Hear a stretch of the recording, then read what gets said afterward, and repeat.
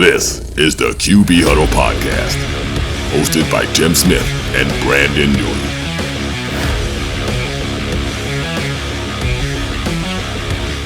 And let's start with who was on fire. We love this segment because we want to know who was just simply getting it done yesterday. Who was that for you? We already know who it's going to be for Brandon, but who was it for you?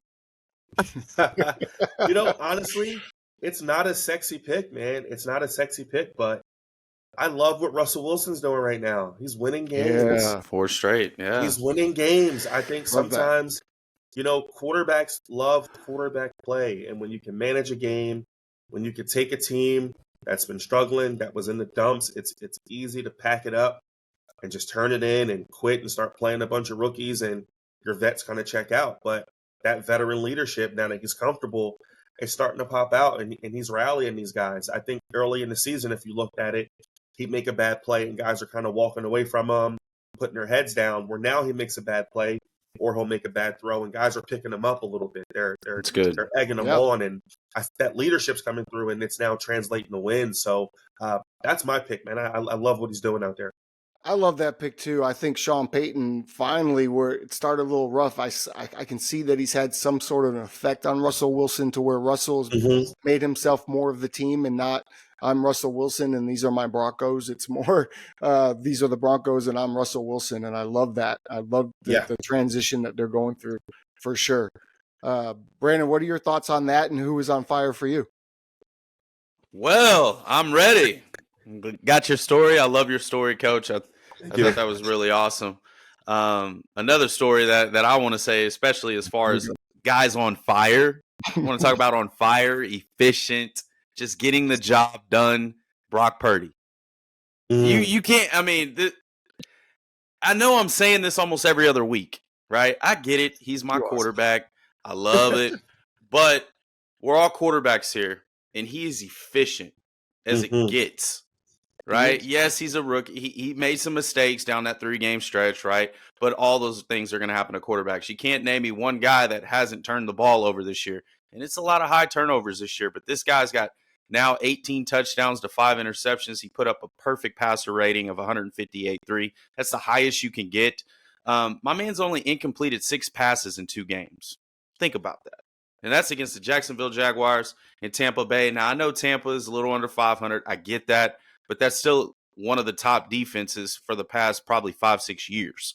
They're just a little bit on a downslope. So I think he did really well. I also think Trevor Lawrence did good too, man. After bouncing back, 4 TDs, low key. He had 2 rushing touchdowns, 2 passing, was efficient, didn't turn the ball over, blew out the Titans. I mean, my goodness. But those were my 2 that just really stood out like a sore thumb. True. If Justin Herbert would have won, I'd have gave it to him because, man, that dude balled. I feel bad for him. Once again, Justin Herbert has no defense behind him. And he has zero support, it feels like. Man. Golly. It's so bad. He's the fastest guy to throw over 1,500 completions and still can't win games. So insane. What's going on in Chargerland? I don't know. I'm going to go out to the East Coast. I'm going to take us to Josh Allen because we've been rough on Josh Allen as we should have been over the last couple of weeks. It seems like Joe Brady, the change to Joe Brady, had a significant difference in that offense. I saw Josh Allen under center taking snaps and handing the ball off on 3rd and short. I saw trap plays. I saw Josh Allen go 20 for 32, 275, 3 touchdowns. He didn't throw the ball 50 times. He didn't throw 400 yards. He threw 1 interception. That was at the end of the half, so no big deal there. It's on a Hail Mary. So we're not worried about that. They ran the ball 33 times with guys not named Josh Allen. About time. I've been waiting. I've been calling for that for years, and all this year I've been very vocal that, hey, they're asking him to do too much. I think Joe Brady made a tremendous change. They seem to rally Josh Allen in a little bit. He's so talented. Let that talent go when you need it. So I'm going to say Josh Allen was on fire yesterday, and it was a lot of fun to watch. It was a lot of fun to see him back doing his thing. But I love the Russell Wilson pick, and I can't argue with Brock Purdy because he has been amazing. I mean, he had that stretch where he was missing 2 superstars, and it didn't look great. The defense wasn't really helping out, but he was on fire yesterday. He was. Yeah. See, I don't even blame those games on Brock Purdy though. Thank you. I think okay, and I'm saying this as a Eagles guy, right? But a lot of times, and we don't want to point the finger, but sometimes it can be coaching or coordinators, right? Because in the NFL, people get a little comfortable and they get a little cocky and they don't want to adjust. So when those superstars went out, they were calling the same exact plays. There was zero adjustments to the talent that they have and what they were rolling out. Right. So you can't call the same plays that you would the mesh concepts where Debo would get out and the stuff out of the backfield where you got McCaffrey when those aren't the guys doing it. So Purdy was having to force some stuff to guys who shouldn't have been in those positions. And of course, it always looks bad on the quarterback. So I'll defend him on that. To me, that was Shanahan and those guys kind of not being creative enough to adjust to what they were putting on the field. Yeah, to attest to that, Coach, I mean, Shanahan gets extremely cocky. I mean, he does. He doesn't get out of his way. He doesn't adjust the way he should sometimes. And Brock's having to make these in-breaking routes, and he's throwing some of the tightest window throws. I mean, come on, man. Let's just extend it to the outside, put McCaffrey in motion, put him on the outside, let Jordan Mason run a little bit. You got to get those other backs involved because now that creates a different dynamic that he can utilize just in case Debo or Trent, goes down, knock on wood. Right. But you got to prepare for that. It's a long season. Yep.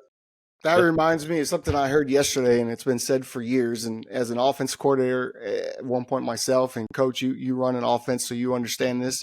Sometimes it's more about less about the X's and O's and more about the Joes, right? You gotta, you have your X's and O's, but what you're saying, Brandon, is that Shanahan doesn't adjust for who the Joes are, and you got to make those adjustments. And Coach, you said the same thing. So we're going to put those 3 losses on Mike Shanahan and move along, I guess. Kyle Shanahan. Mike Shanahan. It's like Mike is probably in the box, but I'm just saying it's more of a balance, right? Yeah.